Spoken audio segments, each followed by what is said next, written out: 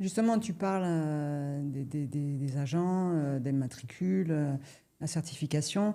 Euh, Quelles sont, selon toi, les principales différences qu'il y a entre toi, qui est agent immobilier et gestionnaire de patrimoine depuis de nombreuses années, et quelqu'un qui arrive, qui est qui est agent immobilier depuis 2 ou 3 ans, effectivement, qui n'a pas ton expertise patrimoniale, de longue date, ta présence active, effectivement, ici, dans les associations professionnelles. Est-ce que tu peux effectivement nous expliquer un petit peu la différence qu'il peut y avoir entre Alors, ces bon, personnes-là et toi?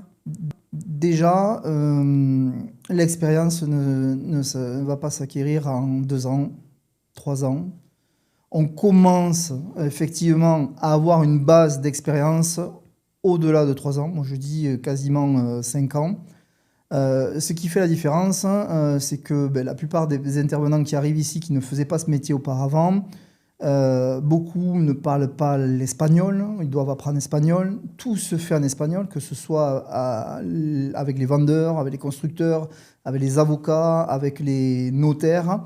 Tout est en espagnol. La preuve en est, c'est qu'au moment de signer les écritures notariales, vous devez avoir un représentant donc, qui traduit en français si vous êtes francophone.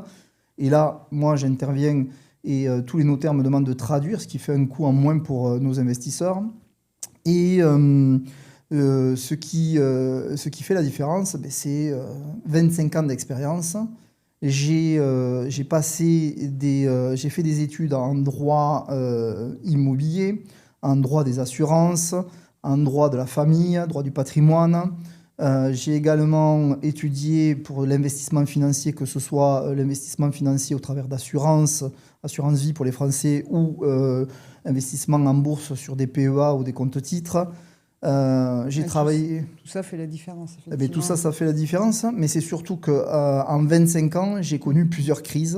Mm. Et quand on parle d'expérience, il y a eu de bonnes et de moins bonnes expériences et qui m'ont permis d'acquérir justement un recul.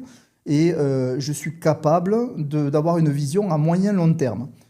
Que quelqu'un qui est là depuis 2 ans ou 3 ans et qui n'a pas ce passé n'aura pas et ne sera pas capable d'avoir une vision et se dire ben, qu'est-ce qui peut se passer. Parce qu'au niveau macroéconomique actuellement, avec tous les changements politiques et tout ce qui se passe sur la Terre, je peux vous assurer qu'il faut avoir une sacrée analyse et une sacrée vision à moyen long terme.